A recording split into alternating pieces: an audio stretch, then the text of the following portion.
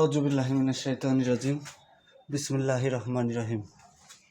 আমি আজকে নবম ও দশম শ্রেণীর শিক্ষার্থীদের জন্য প্রথম অধ্যায়ের একটা আলোচনা নিয়ে আসছি। আর দেখো, প্রথম অধ্যায়ে আমি যে সংজ্ঞাটা এখন দেব, পরিমাপের একক কাকে বলে। তাহলে পরিমাপের একক কাকে বলে?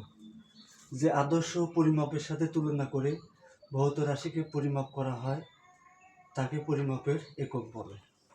তাহলে যে আদর্শ পরিমাপের সাথে তুলনা করে ভৌত রাশি পরিমাপ করা হয় তাকে পরিমাপের একক বলে।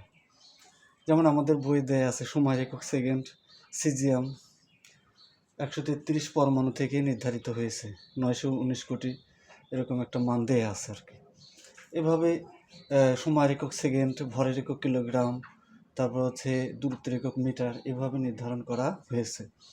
একটা আদর্শ পরিমাণের সাথে একটা আদর্শ পরিমাপের সাথে তুলনা করেই প্রত্যেকটা একক নির্ধারণ করা হয়েছে।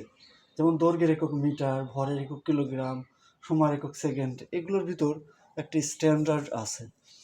2 নম্বর হচ্ছে বৈজ্ঞানিক প্রতীক কাকে বলে। দেখো, কোনো সংখ্যাকে 10-এর যে কোনো ঘাত এবং 1 থেকে 10-এর মধ্যে অবস্থিত অপর সংখ্যার গুণফল হিসেবে প্রকাশ করা হয় তাকে বৈজ্ঞানিক প্রতীক বলে। যেমন দেখো, এখানে আমি একটা বড় সংখ্যা লিখছি, এটা কিন্তু বৈজ্ঞানিক প্রতীক আকারে এভাবে লেখা যায় যে 6.733 গুণন 10⁹9। তা আমি যদি দেখো এখানে বারবার এই সংখ্যাটা লিখতে চাইতাম, তাহলে হয়তো 6টা শূন্যর কাছে 5টা শূন্য হয়ে যেতে পারতো। তাহলে নবম ও দশম শ্রেণীর ফিজিক্সের বড় বড় যখন সংখ্যা লিখব, তখন আমরা অবশ্যই এক বৈজ্ঞানিক প্রতীক ব্যবহার করে লিখব।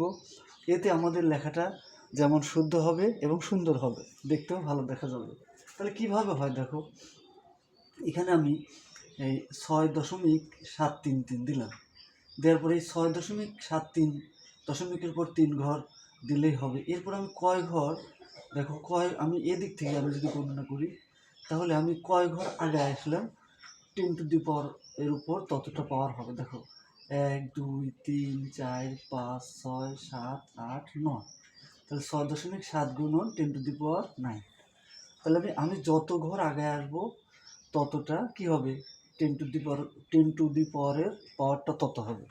যেমন দেখো, আমরা যদি এই 1000 লিখি, কত লিখি 1000, তাহলে যদি 1000 লিখি তাহলে কি হয়, আমরা কিন্তু লিখতে পারি 10⁻⁴। দেখো, 0-এর উপর পাওয়ার যত ততটা শূন্য, 0-এর উপর পাওয়ার কত 3, এই জন্য 1 দিয়ে 3টা শূন্য, এইভাবে আমরা মনে রাখি। তাহলে এটা হচ্ছে বৈজ্ঞানিক পদ্ধতিতে প্রকাশ। তোমরা জানো যে বৈজ্ঞানিক পদ্ধতিতে এই গুণগুলো, আমার ছাত্র জীবনে আমি যতগুলো 9-10-এর অঙ্ক করেছি, আমি কিন্তু এই গুণগুলো সবসময় সূচকের নিয়মে করেছি। যেরকম আমি কখনোই হয়তো এরকম যে 10⁻³ গুণন 790 গুণন 10⁻², তাহলে এটা কিন্তু দেখো এটাকে সূচকের নিয়মে করা যায়। তাহলে কি হবে, 10⁻, এই 3 আর গুণের পাওয়ার যোগ হয়, তাহলে 3 আর 2 5 গুণন কত 790, তাহলে 790 গুণন 10⁵। এভাবে বৈজ্ঞানিক পদ্ধতিতে লেখা যায়। তাহলে আমি এটা মুছে দিই। এখন যে বিষয়ে প্রসঙ্গে চলে আসি আর কি, এর পরেরটা। তাহলে এবার 0.00000846 হলো, এটাকে লেখা যায় কীভাবে দেখো, যে আমি এখানে দশমিক কয় ঘর আগাবো, এই দশমিক বিন্দু থেকে যত ঘর ডান দিকে যাব পাওয়ার হিসেবে ততটা মাইনাস হবে। দেখো, আমি দশমিক বিন্দু থেকে 1 2 3 4 5 6, এই 6 ঘর, 8-এর পর 6 ঘর, এখানে 6 ঘর হয়, এই জন্য 8.46 গুণন 10⁻⁻6 বা 10⁻6, তাহলে 10⁻6 হিসেবে আমি কিন্তু পাওয়ারটাকে দিচ্ছি আর কি। তাহলে 10⁻6 এভাবে কিন্তু আমি লিখতে পারি যে আমি এখানে দশমিকের পর যদি ডান দিকে সরে থাকি তাহলে পাওয়ারটা হবে মাইনাস, আর যদি দশমিক না থাকে তাহলে আমি এই ডান দিক থেকে গণনা করে যত ঘর আগে আসবো পাওয়ার হিসেবে তত দেব। তাহলে এটা হচ্ছে বৈজ্ঞানিক পদ্ধতিতে প্রকাশ। আমি আবারও বলি, যে কোনো সংখ্যাকে 10 এবং 10-এর যে কোনো ঘাত এবং 1 থেকে 10-এর মধ্যে অবস্থিত অপর সংখ্যার গুণফল হিসেবে প্রকাশ করা হয় তাকে বৈজ্ঞানিক প্রতীক বলে। এবার আমি পরেরটা দেখো, 1 petametre 1 pm 10^15 metre. 1 gigajoule 1 GJ 10^9 joule. Giga মানেই তার power 9। 1 megawatt 1 MW 10^6 watt. 1 kilovolt 10^3 volt. 1 nanosecond 10^9 second. এবার আমি কিছু একক লিখছি আর কি। দেখো যে আমাদের ফিজিক্সের অঙ্কের একটা জিনিস আমাদের মাথায় রাখতে হবে, সেটা হলো এই যে আমরা দেখছি যে ফিজিক্সের অঙ্কগুলোতে প্রশ্নতে বেশ কিছু কাঠামো আছে। 1 থেকে 5 অধ্যায়কে আমরা মেকানিক্স বলি, এইভাবে তারপরে হিট, ওয়েভ, অপটিক্স, ইলেকট্রিসিটি এগুলো বিন্যস্ত আর কি।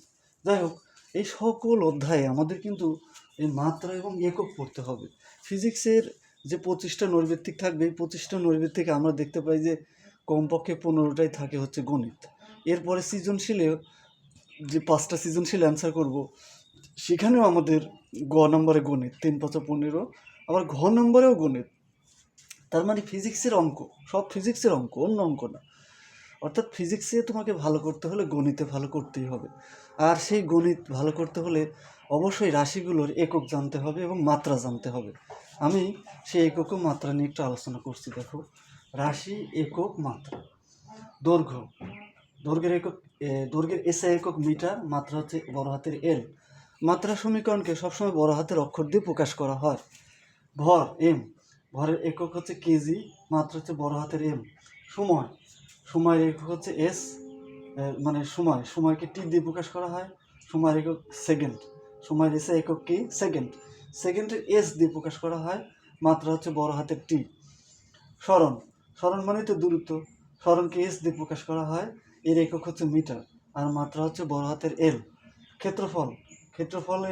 ক্ষেত্রফল মানে কি দৈর্ঘ্য গুণন প্রস্থ, দৈর্ঘ্য গুণন প্রস্থ। আচ্ছা, প্রস্থ তো এক ধরনের দৈর্ঘ্য, তার মানে 2টা দৈর্ঘ্য, তাহলে এই জন্য মিটার স্কোয়ার, আর মাত্রা হচ্ছে এল স্কোয়ার। আয়তন এম কিউব, কি এম কিউব, আর মাত্রা হচ্ছে এল কিউব। এবার আয়তন মানে কি দৈর্ঘ্য গুণন প্রস্থ গুণন উচ্চতা।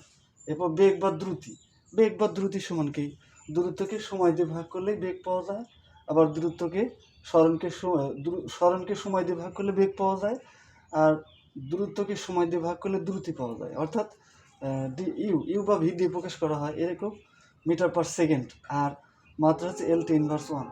ত্বরণ এ দ্বারা প্রকাশ করা হয়, এর একক হচ্ছে মিটার পার সেকেন্ড স্কোয়ার, মাত্রা হচ্ছে L/2। বল এফ দিয়ে প্রকাশ করা হয়, একক নিউটন, এর মাত্রা হচ্ছে mL/2। ক্ষমতাকে পি দিয়ে প্রকাশ করা হয়, এর এসআই একক হচ্ছে ওয়াট, আর এর মাত্রা হচ্ছে mL²10^3। এরকম পদার্থবিজ্ঞানে অনেক রাশিরই মাত্রা দিয়ে প্রকাশ করা হয়। আমরা মাত্রাগুলো অন্য অন্য রাশির ক্ষেত্রে শিখব। বিশেষ করে প্রথম অধ্যায়ের জন্য আমাদের যে বিষয়গুলো জানতে হবে, যেমন 7টি মৌলিক রাশির একক ও মাত্রা। 7টি মৌলিক রাশির একক ও মাত্রা, মৌলিক রাশি কাকে বলে এবং লব্ধ রাশি কাকে বলে। তাহলে মৌলিক রাশি কাকে বলে তোমরা কি পারবা? মৌলিক রাশি কাকে বলে? দেখো, মৌলিক রাশি কাকে বলে? যে সকল রাশি স্বাধীন বা নিরপেক্ষ, যে সকল রাশি অন্য রাশির উপর নির্ভরশীল নয়, তাকে মৌলিক রাশি বলে। তাকে কি বলে? মৌলিক রাশি বলে। মৌলিক রাশি কাকে বলে? তাহলে যে সকল রাশি স্বাধীন বা নিরপেক্ষ, যে সকল রাশি অন্য রাশির উপর নির্ভরশীল নয়, বরং অন্যান্য রাশি এবং মৌলিক রাশির উপর নির্ভরশীল, আর একে মৌলিক রাশি বলে। এটা হচ্ছে লব্ধ রাশি। মৌলিক রাশি পৃথিবীতে 7টা, যেমন দৈর্ঘ্য, ভর, সময়, তারপর হচ্ছে তাপমাত্রা, বৈদ্যুতিক প্রবাহ, পদার্থের পরিমাণ, দীপন তীব্রতা। এইগুলো হচ্ছে মৌলিক রাশি 7টা। একক সহ মুখস্থ করবো, পরীক্ষা অবশ্যই আসবে। আর একটা হচ্ছে লব্ধ রাশি কাকে বলে? যে সকল রাশি মৌলিক রাশির উপর নির্ভরশীল তাকে লব্ধ রাশি বলে। তাহলে যে সকল রাশি মৌলিক রাশির উপর নির্ভরশীল তাকে লব্ধ রাশি বলে। পৃথিবীতে লব্ধ রাশি অসংখ্য, কারণ এগুলো মৌলিক রাশি থেকেই পাওয়া যায়। এবার আমরা এই প্রথম অধ্যায়ের বিজ্ঞানীদের পরিস্থিতি দেখো। আধুনিক পর্ব, প্রাচীন পর্ব, এরকম বিভিন্ন পর্বে বিজ্ঞানীরা যে অবদানগুলো রেখেছেন, এগুলো কিন্তু আমরা পড়ব। এগুলোতে খুব সহজেই 1-2 মার্ক ক্যারি করা যায়। এই জন্য আমরা অত্যন্ত মনোযোগ দিয়ে এগুলো পড়ব। আমি দেখছি যে ছাত্ররা পড়ে না, পরীক্ষায় যায় ভুল হয়ে যায়।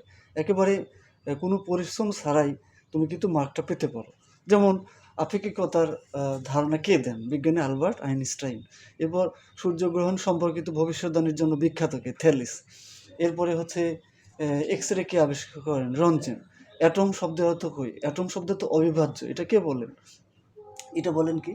পরমাণু অবিভাজ্য এই ধারণাটা কিন্তু আমরা দেখছি যে ডেমোক্রিটাস প্রথম অ্যাটম বলেন। আমরা জানি ডাল্টন, রাদারফোর্ড নিউক্লিয়াস আবিষ্কার করেন, ঠিক আছে? এরপরে অটো হান স্ট্রেসম্যান পরমাণু ফিশনযোগ্য এটা বলেন। এরপরে বিগ ব্যাং তত্ত্ব দেন। এরপরে আমরা দেখতে পাই যে অর্ধপরিবাহীর ব্যবহার আছে। এরপর আছে বিজ্ঞানীদের বিভিন্ন ইতিহাস, জগদীশচন্দ্র বসু, হ্যাঁ? জগদীশচন্দ্র বসু মন্দিরকে প্রতিষ্ঠা করেন। জগদীশচন্দ্র বসু কোথায় জন্মগ্রহণ করেন? এমনকি জগদীশচন্দ্র বসু পৃথিবীতে ৫ জন বিখ্যাত বিজ্ঞানীর মধ্যে একজন। কারণ জগদীশচন্দ্র বসু ওয়াইফাই প্রথম তারবিহীন যোগাযোগ প্রেরণের ক্ষেত্রে তার অসাধারণ ব্যাখ্যাটি দিয়েছিলেন। অর্থাৎ বর্তমান যে রেডিও এর প্রধান ধারণা কিন্তু বিজ্ঞানী জগদীশচন্দ্র বসুই প্রথম দিয়েছিলেন। তো যাই হোক, প্রথম অধ্যায়ের প্রথম দিকের এইগুলো পড়া, আর আমরা এগুলো মনোযোগ দিয়ে পড়লেই আশা করি পরীক্ষা ভালো করতে পারবো। ভিডিওটা আমি একটু ছোট করছি, এজন্য আজকের মতো রাখলাম। আমার চ্যানেলটি নতুন, সবাই আমার চ্যানেলকে সাবস্ক্রাইব করবেন। সবাইকে ধন্যবাদ। আসসালামু আলাইকুম।